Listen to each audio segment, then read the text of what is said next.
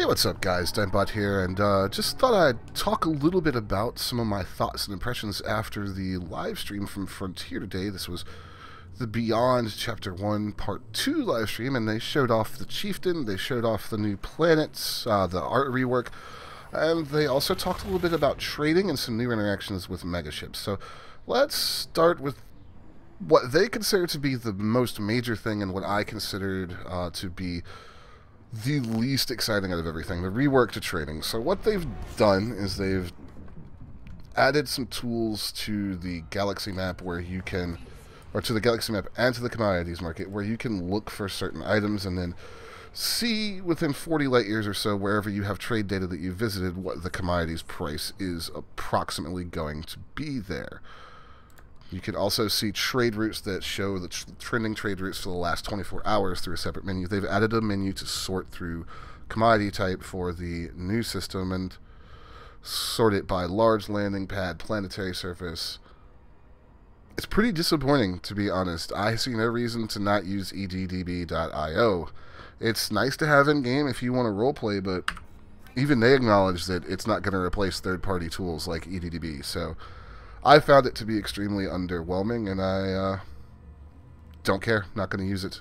I'll show it off to you guys in the beta so that you can have a look at it, and that'll probably be the only time I touch it. It's not, doesn't suit my purposes. It will for some players, just my opinion, but it's not the overhaul that I was expecting or wanted.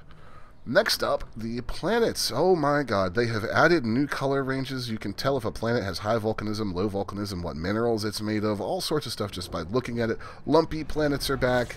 It looks super nice. It looks like planets used to before the Great Beigeification, and I'm pretty stoked to have it back. Thank you, Frontier, for that. That's quite nice of you. Other than that, the biggest thing is going to have been the Chieftan.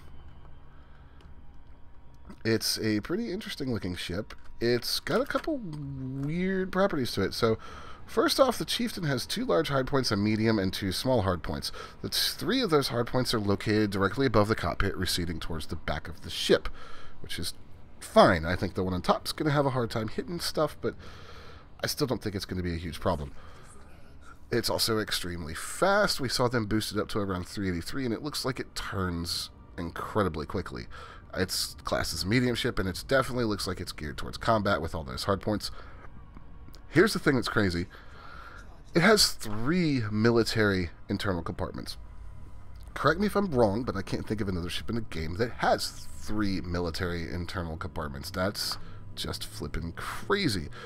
The engine noise also makes me firmly believe that the Alliance has reverse engineered Thargoid tech along with Lakon, because it just sounds supernatural, and the boost looks, well, amazing.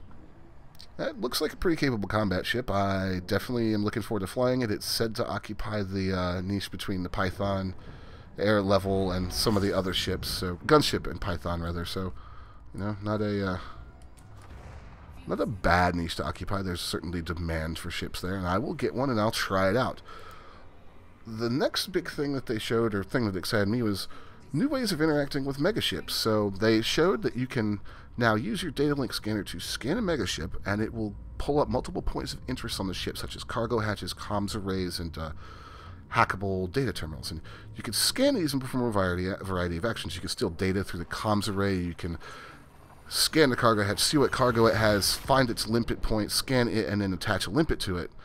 So this is what those recon limpets and hatchbreaker limpets are for, especially the recon limpets are for stealing of data. Now, authorities will show up after you say pop a cargo hatch, and they'll come after you.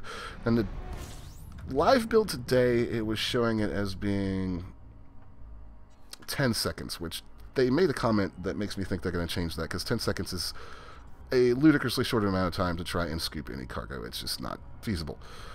They did say that one of the ways they envision this working is for players to wing up and have somebody going in to get the data or cargo while somebody else takes out the turrets in the ship and somebody else distracts the authorities. My problem with that is some of the cargo that we saw was like 9 tons of uranium.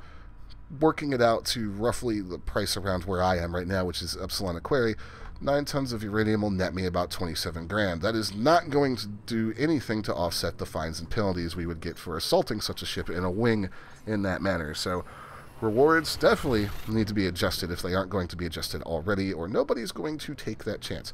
It is, however, a nice new way for pirates to play, and in balance with the new crime and punishment system might give them some more options for making a profit. I'll be sure to talk to my friend Commander Cyborg and record the resounding hysterical laughter when we show her all this, but they're trying. Other than that, it was a decently eventful live stream. Nothing really went horribly wrong, and they showed off some interesting concepts. I think trade data definitely fell flat on its face, and everything else was decently interesting. Alright guys, that's going to do it for me. What did you think? If you saw something I missed in this brief summary, or something you're excited about, questions you might have, let me know in the comments down below. If you like the video, as always, like and subscribe. Especially subscribing will really help me out right now. There's been Dimebot. I'll see you guys next time.